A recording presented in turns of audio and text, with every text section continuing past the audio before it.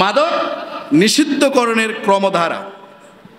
কোরআনুল কারীমে আল্লাহ সুবহানাহু ওয়া তাআলা মাদককে, মদটা যখন নিষেধ করবেন, তখন কিন্তু সাহাবে কেরামদের মধ্যে, সেই সময়ে মানুষদের মধ্যে মাদকতা ছিল, নেশা কি ছিল। কিন্তু এখন এটাকে হারাম করবেন, আল্লাহ পাক ধরেই প্রথমে হারাম করেন নাই। তিনি মাদকতাকে ধরে প্রথমে হারাম না করে তিনি 3টি স্টেপে এটাকে চূড়ান্ত স্টেপে গিয়ে হারাম করলেন। কথা বুঝে আসছে কিনা? তিনি প্রাইমারি স্টেপ, সেকেন্ড স্টেপ, এরপরে তিনি থার্ড স্টেপ অথবা ফাইনালি স্টেপ তিনি গিয়ে তারপরে চূড়ান্তভাবে মদকে কি করলেন? হারাম ঘোষণা করলেন। বলি আলহামদুলিল্লাহ। ইসলাম শুরুতে মদ হারাম ঘোষণা করেনি, পর্যায়ক্রমিক ধারাবাহিকভাবে ব্যবস্থা গ্রহণ করেছে। এ প্রথমে করেছেন মদের, প্রথমে তিনি নাজিল করেছেন, আয়াত নাজিল করেছেন। খেয়াল করেন, প্রথমে আল্লাহ পাক কোরআন আয়াত নাজিল করলেন মদের অপকারিতা, পাপ সম্পর্কে জনগণকে, তার বান্দাবান্দীদেরকে, জনগণকে সচেতন করবার জন্য মহান আল্লাহ তাআলা আয়াত নাজিল করলেন। আমি প্রশ্ন করব, খেয়াল করেন, আমি কিন্তু প্রশ্ন করব, মনোযোগ দিন। যে আল্লাহ পাক মদকে হারাম করেছেন কয়টি স্টেপে? সবাই বললেন না, কয়টি স্টেপে? 3টি স্টেপে, 3টি ধাপে, পর্যায়ক্রমিক। প্রথম একবারে প্রাইমারি স্টেপ, প্রথমে আল্লাহ পাক আয়াত নাজিল করলেন হারাম করে না, মদ হারাম যে এটা করে না, বরং আল্লাহ নাজিল করলেন, প্রথমে আয়াত নাজিল করলেন মদের অপকারিতা কি, মদ যে খারাপ, মাদকতা যে খারাপ, এটা অপকারিতা কি, এবং এর ভিতরে যে পাপ আছে, এর ভিতরে যে পাপ আছে, মহাপাপ আছে, এই পাপগুলো কি, এই কথা আল্লাহ জনগণকে সচেতন করার জন্য, তার বান্দাবান্দীদের সচেতন করার জন্য প্রথম পর্যায়ে প্রাইমারি স্টেপে তিনি আয়াত নাজিল করলেন। কোরআনুল কারীমের গুরুত্বপূর্ণ একটি সূরা, সর্ববৃহত্তম সূরা, দ্বিতীয় সূরা, সূরা আল বাকারা। বলেন কোন সূরা? সবাই বলেন কোন সূরা? সূরা আল বাকারার আল্লাহ রাব্বুল আলামিন নাজিল করলেন, আয়াত নাজিল করলেন। আল্লাহ রাব্বুল আলামিন বললেন, ইয়াসআলুনাকা আনিল খামর ওয়াল মাইসির কুল ফীহিমা ইসমুন কাবীরু ওয়া মানাফিউ লিন-নাস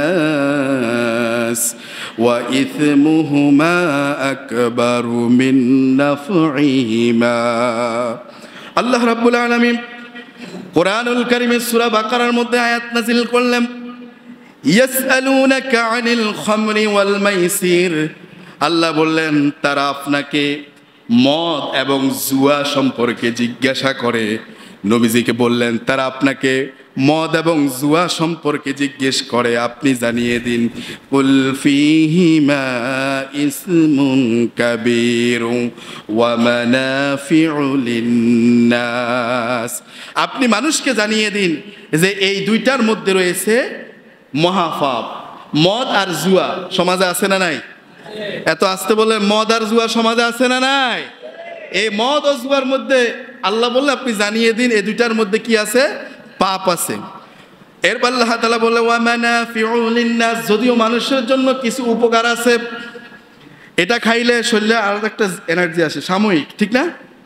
এটা খাইলে একটু চাঙ্গা চাঙ্গা ভাব আসে, আপনার শরীরটা জিমিয়ে যাচ্ছে, আপনার শরীরটা আনমনা করছে, আপনার শরীরে এই তন্দ্রা তন্দ্রা ভাব আসতেছে, ঘুম ঘুম ভাব আসতেছে। একটু রং চা খান, দেখবেন যে স্বাভাবিক একটু সময় দেখবেন যে আপনার ওই ভাবটা কি হবে? কেটে যাবে, ঠিক না? ওই ভাবটা কেটে যায়, একটু চাঙ্গা চাঙ্গা ভাব আসে। এখন আপনি যদি এটার জন্য চিন্তা করলে মদ খাই, একটু গাঁজা খাই, একটু ইয়াবা খাই, একটু আফিম খাই, একটু আপনার কি বলে আরও যা আছে বিভিন্ন নামে উপকরণে, এগুলি খাই, একটু চাঙ্গা ভাব আসে, উপকারিতা কিছু আছে। মানসিক টেনশন, অনেকে হতাশাগ্রস্ত হয়ে খায়, মনে করে যে রিল্যাক্স লাগছে, হ্যাঁ। তারপরে এটা কি? আল্লাহ রাব্বুল আলামিন বললেন ওয়া ইসমুহুমা আকবারু মিন নাফইহিমা। আল্লাহ তাআলা বললেন আর মানুষের জন্য কিছু উপকারিতা রয়েছে, তবে এগুলোর পাপ উপকারিতার চেয়ে অনেক বড়, পাপের সংখ্যাই বেশি। এমন পাপ, এই পাপ ব্যক্তিকে ধ্বংস করবে, ব্যক্তির সংসারকে এলোমেলো করবে, পরিবারকে ধ্বংস করে দিবে, সমাজ, জাতি, রাষ্ট্র সব এলোমেলো করে দিবে, ধ্বংসের দিকে নিয়ে যাবে। তাহলে এমন কাজের সাথে, এমন দ্রব্যের সাথে, এমন নেশা জাতীয় জিনিসের সাথে, এমন জুয়া মদের সাথে মুসলমানের সন্তান সম্পর্ক রাখতে পারে? আমার প্রিয় ভাইয়েরা, এবার আল্লাহ রাব্বুল আলামিন সেকেন্ড স্টেপ, দ্বিতীয় পর্যায়ে গিয়ে আবার আয়াত নাজিল করলেন।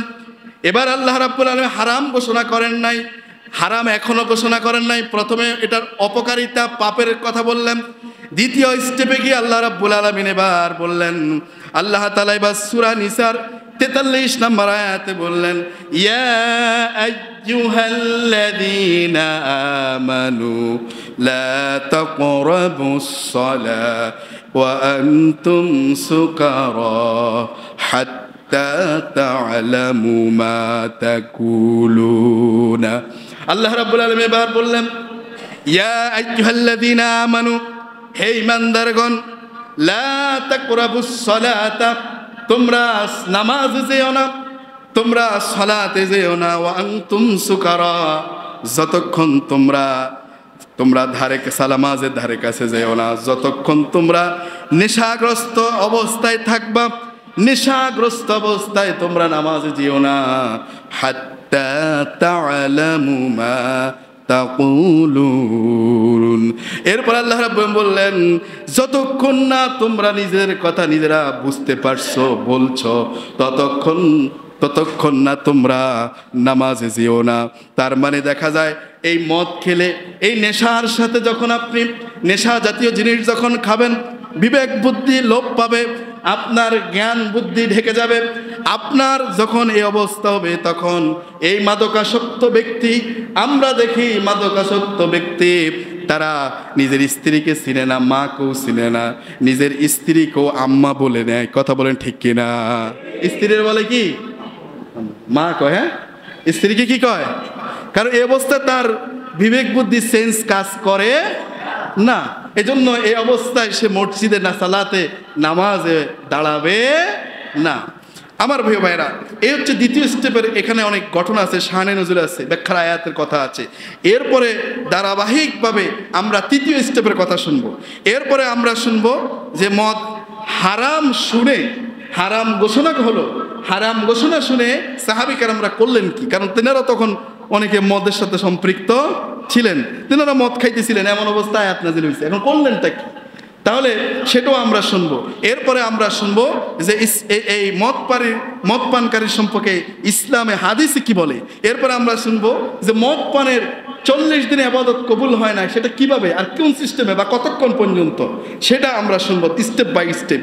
এরপরে আমরা শুনবো মদের সাথে সম্পৃক্ত 10 ব্যক্তির উপরে আল্লাহ রসুলের লানত। এরপরে আমরা শুনবো মাদকের কুফল, ক্ষতিকর দিক কি, এক এক করে আমরা পয়েন্টের আলোকে মাদকের কুফলগুলো শুনবো। এরপরে সর্বশেষ আমরা শুনবো এ মাদক থেকে বাঁচার জন্য করণীয় কি, মাদক থেকে বাঁচার জন্য কি করণীয় কি। আগে আমরা এগুলো ধারাবাহিকভাবে শুনবো, সর্বশেষ শুনবো মাদক থেকে বাঁচতে হলে করবে কি। এগুলো, এই কথাগুলো একে একে আমরা আগামী জুম্মা শুনবো। পারা যাবে ইনশাআল্লাহ? সে পর্যন্ত আল্লাহ তাআলা আপনাদেরকে নেক হায়াত দারাজ দান করুক, বলি আমিন।